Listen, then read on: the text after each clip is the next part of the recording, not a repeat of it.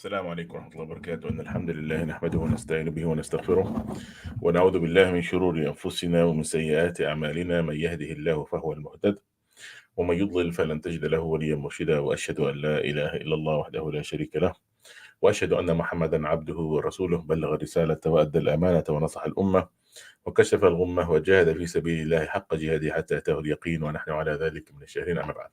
جزاكم الله خير, my dear respected brothers and sisters. I ask Allah subhanahu wa ta'ala to bless all of you, and ask Allah subhanahu wa ta'ala to give us the sincerity, and ask Allah subhanahu wa ta'ala to surround us with His angels. Brothers and sisters, inshallah, we're going to be continuing our series with Fiqh of worshipping. And subhanallah, today we're going to be starting a new book with Allah ta'ala within our series in preparation to the month of Ramadan with Allah ta'ala. And today we're going to be talking about Kitab al-Siyam, the book of fasting. So, here, inshallah, we're going to be talking about in details all the things that are pertaining to fasting from the fiqh perspective. So you guys, inshallah, be able to be prepared for the month of Ramadan, which is going to be coming in bi'idhnillah ta'ala. And I ask Allah subhanahu wa ta'ala to make us reach that month within bi'idhnillah ta'ala 2 weeks. So let's start, inshallah, bi'idhnillah ta'ala, and let's jump in.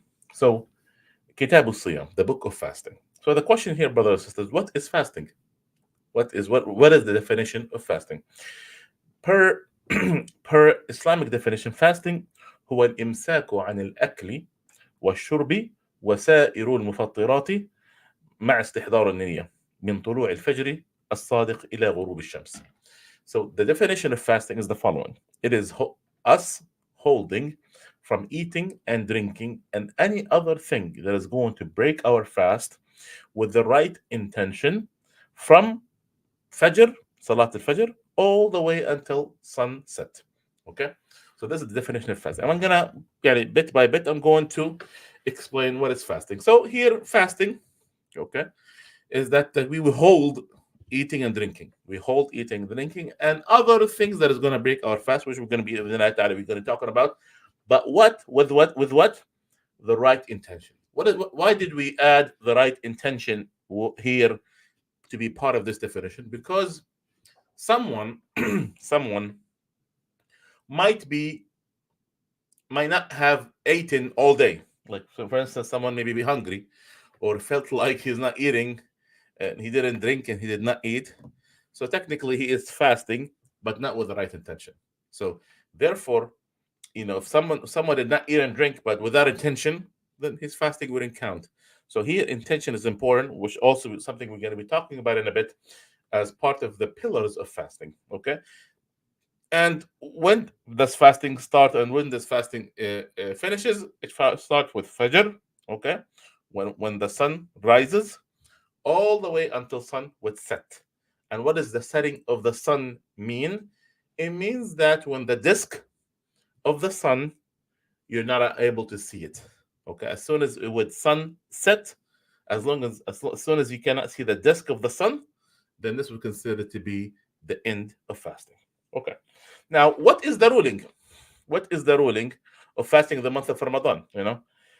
Allah subhanahu wa ta'ala, brothers and sisters, clearly have stated in the Quran, يا أيها الذين آمنوا كتب عليكم الصيام كما كتب على الذين من قبلكم لعلكم تتقون. O you who believe, fasting have been prescribed on you just like it was prescribed in previous generations, so you could gain more taqwa or be more God conscious. Okay, and Allah subhanahu wa ta'ala also said in the Quran, شهر رمضان الذي أنزل فيه القرآن هدى للناس وبينات من الهدى والفرقان فمن شهد منكم الشهر فليصمه. Allah subhanahu wa ta'ala said, indeed the Shahr of Ramadan is the month where Allah subhanahu wa ta'ala have revealed the Quran to the people as a way of guidance, and whoever witnessed the month, let him fast it.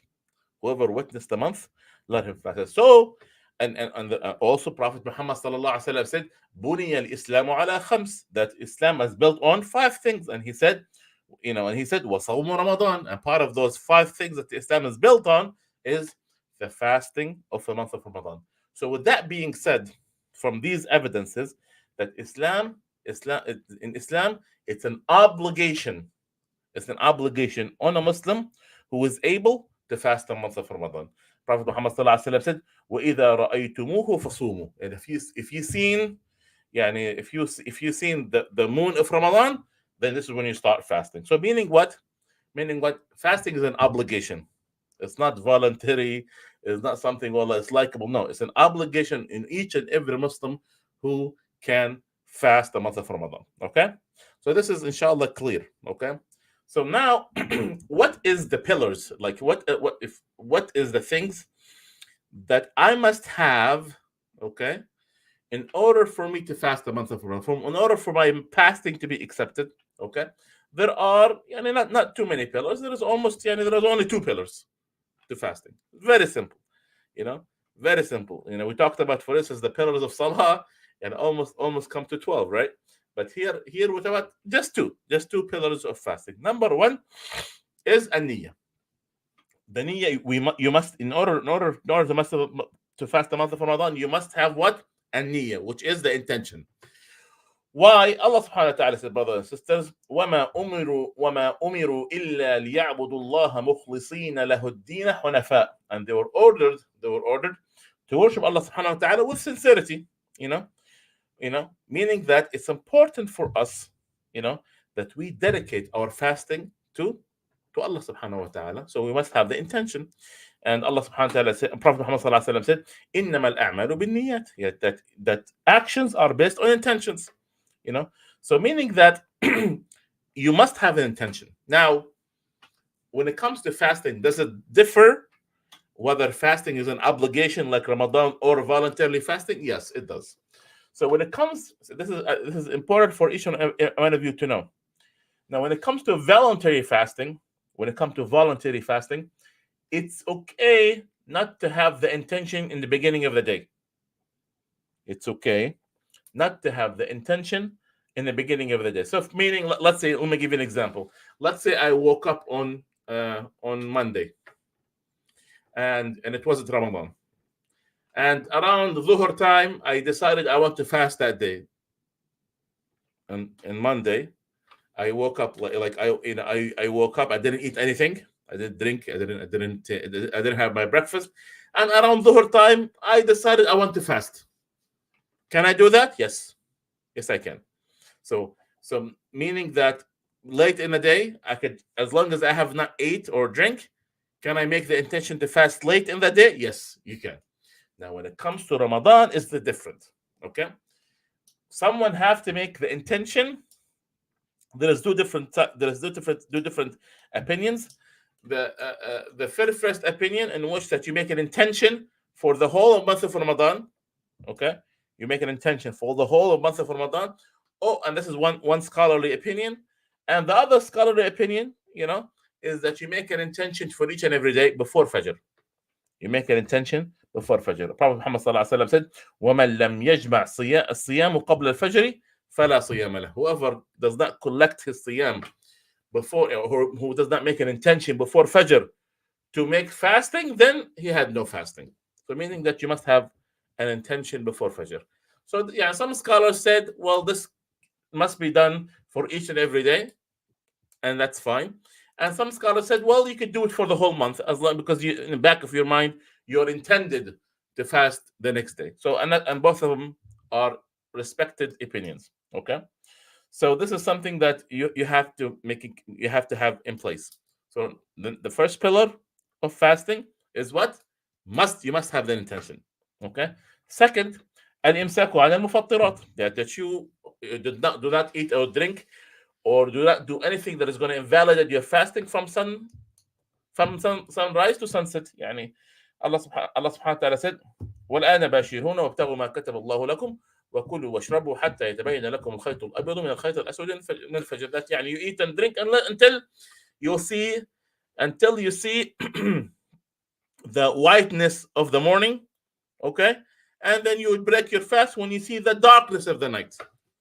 When you start seeing the darkness of the night, and that's and that's what this ayah indicates. Okay, so again, there are two pillars for fasting. One is that you have the proper intention, and two, you hold eating and drinking and other things that would invalidate your fasting from sunrise to sunset. Okay. Now, the third aspect that we're going to be talking about, bidnillahi ta'ala, is what is the wisdom of fasting? Why do we fast? Why do we fast? Okay. Before we do that,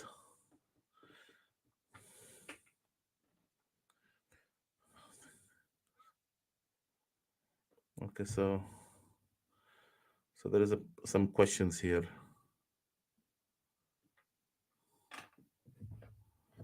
So, assalamu alaikum.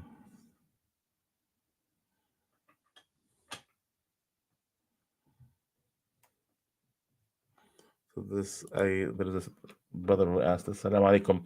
If a woman does not keep the fast, they miss what they will what will they do on Ramadan? Wallahi, akhi, didn't understand your question. If the woman does not keep their fasting, they miss what they have to do. I mean, yeah, obviously, if a woman missed days within the month of Ramadan due to her um, يعني شرعي excuse, then she have to make up those days before the next Ramadan, inshallah. Um, okay. So, what is the wisdom? What is the wisdom of fasting? What is the wisdom of fasting? Number one, is the tazkiyatun nafs, that you purifying your soul. The number one reason why someone would fast, the reason why, or the wisdom behind someone fasting, is purifying your soul. You know, and that's the whole point. And that's one of the most essential aspects of why do we fast, is because يعني Allah subhanahu wa ta'ala said first. Allah subhanahu wa ta'ala said in the Quran, يا أيها الذين آمنوا كتب عليكم الصيام كما كتب على الذين من قبلكم لعلكم تتقون. So you could gain what? Be more God conscious. So it's essential. It's essential that part of fasting and the wisdom of fasting is what is that you purify your soul and you teach yourself as how Allah subhanahu wa ta'ala is watching you. And subhanallah, that's why, brothers and sisters, when it comes to fasting, and that's the beauty of fasting in comparison to many other deeds, no one knows that you're truly fasting except Allah subhanahu wa ta'ala. And no one knows that you are truly fasting except whom? Allah subhanahu wa ta'ala. It's simple. Yeah, for instance, if you are praying, people can see that you are praying. When you make the shahada, people can see that you are saying La ilaha illallah Muhammad Rasulullah. When you are making zakah, people could see that you are praying. When you make hajj, people could see that you are traveled. But when it comes to fasting, no one absolutely know that you're truly fasting except for Allah subhanahu wa ta'ala. Because you could be hiding and eating things on the side, but who knows that you are fasting? Allah. And that's the beauty of it, because it teaches the individual that the only person who's watching over you is who? Allah subhanahu wa ta'ala. And that by teaching yourself that you teach yourself that you are God fearing. You teach that no one is looking over you except for Rabbil Alameen. And that's the beauty of it. That's something between the servant and his Lord. Something between the servant and his Lord. And so the very first wisdom with fasting is tazkiyatun nafs, that you purify your soul. Okay? That's number one. Number two, it makes the person less attached to the dunya, or what we call it zuhd. And when someone, for instance, is fasting, he is not attached, because things, subhanAllah, from day to day, we're attached to this world by eating and drinking and traveling, and so you're shopping and subhanAllah, subhanAllah, now it becomes the month of Ramadan have become a month of shopping, and that's not the intent. Wallahi, the month of Ramadan, unfortunately, have become the month of what? Of shopping, and absolutely that's not the intent. But the intent of it is for you to have zuhd of this dunya, if to not to be attached to this dunya. I wish if people now break their fast on something simple, leftover food, bread. Seriously, yani, I'm sure you afford to have a full meal. I'm sure that you afford to have it. But do it once in a while. You know what? Do it do it once during the Ramadan, in which you break your fast on only bread. Can we do that together? to show you that to show us not the whole intent is for you to be less attached to the dunya, be less attached to the food. But when every day you have a table full of food as far as you could see, that's not the intent, wallahi. That's not the intent. The intent is for you to be less attached to this world, and less attached to teach your body and teach yourself that you're gonna be one day you're gonna be gone. That's the intent, brothers and sisters, and that's the beauty of the month of Ramadan. So that's the second thing. Third thing is to teach us the individual how to feel what hungry people are going through. Yeah, especially when we are eating now. When we are eating now. And we know that our brothers and sisters all over the world, they're hungry, especially in Gaza. Especially in Gaza. When they have no, absolutely have no food. And now some of them are eating the food of the animals. Wallahi, today I was watching in the news, they are eating the food of the animals because of the lack of sustenance that they have.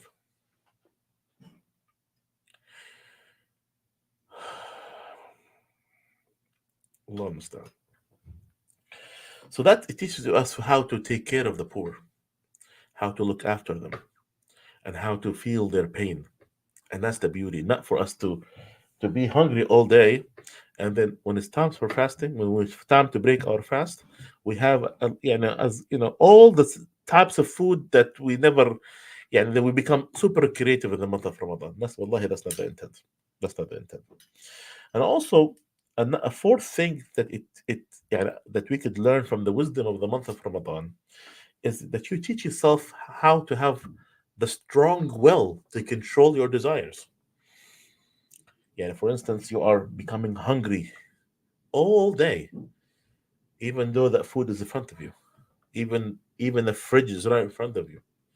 Even maybe some of your non-Muslim friends are eating right in front of you. They're going to lunch while you are watching. It teaches you have to have the strong will. It teaches you how to control your desire. Even though you could be married, how not to get close to your wife. And not, and here for people who are old enough, they know what I mean. But the point is for you to control your desires, control yourself, control your will, and that's the beauty of it. Also, the fifth aspect that Ramadan teaches us, or it's wisdom, it teaches us how to ta'awan, how to help each other as a community. The community would work with each other, and they would break their fast with each other, and they collectively work together to help. They collectively work together to make qiyam al-layl. They collectively work together to to pray together. They collectively work together so they could pray. They all fast together, and they all break their fast together. It shows us how to we work together as a community. It teaches us also how to be organized. Yes, Ramadan, like one of its wisdom is teaches how to be organized, in which that subhanallah during the month of Ramadan you break your fast at a certain time, and you break and you hold from eating at a certain time. It teaches you how to be cautious of your prayer at a certain time. It teaches you khalas when it's when the adhan is called, you break your fast. When the adhan is called for Fajr, you hold your fast. It teaches you how to be disciplined and how to be organized. Wallahi, and that's again part of discipline that the Ramadan teaches us. Okay. Also, whether we like it or not, also Ramadan teaches us how to take care of our health.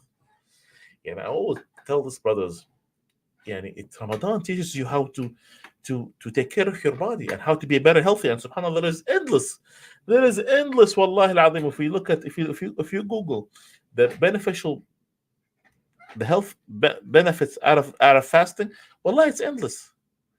How does it how it decrease your blood pressure, and how it makes you lose weight, and how does it decrease for you from having a heart attack, and how does it decreases your cholesterol, and how there's endless wallahi endless amount of research that is done on the subject.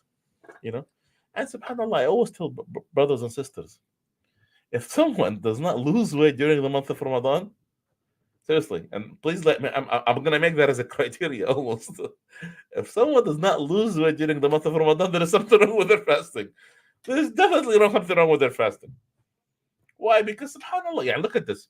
Technically, if you're eating during the day 2 to 3 meals, and all of a sudden you eat only one meal, technically, I mean, because then subhanAllah now is, eh, uh, Maghrib is kind of late now. And now about now it's 6 o'clock, but when Ramadan started, it's going to be 7 o'clock. So who's going to eat after that? You know. So the point is, if someone does not loses weight, something wrong with your fasting. Yeah, subhanallah. Yani, are you trying to tell me that the 3 meals you're gonna put them all together, crush them, and make your stomach full? That make your stomach fill the 3 meals that you have missed? It's too much. Yeah, seriously, so there's something wrong with your fasting. So the point here is for you to become a better healthy, bi'idhnillahi ta'ala. So this is inshallah going to be the first lecture of the fiqh of fasting. I ask Allah subhanahu wa ta'ala, is there any questions that I could help inshallah?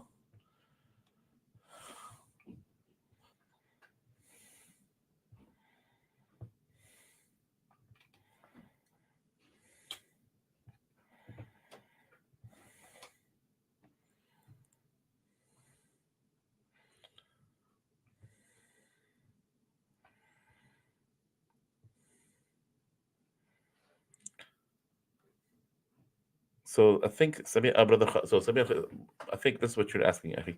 So for a sister who did not make up her fasting, and another Ramadan comes, she have to fast and she have to pay. Meaning that she have to pay for her fasting. Meaning what? She have to pay for each and every day that she have missed. So fasting and paying, fasting and paying. I hope that will answer your question, inshallah. Khair, inshallah. Any other questions?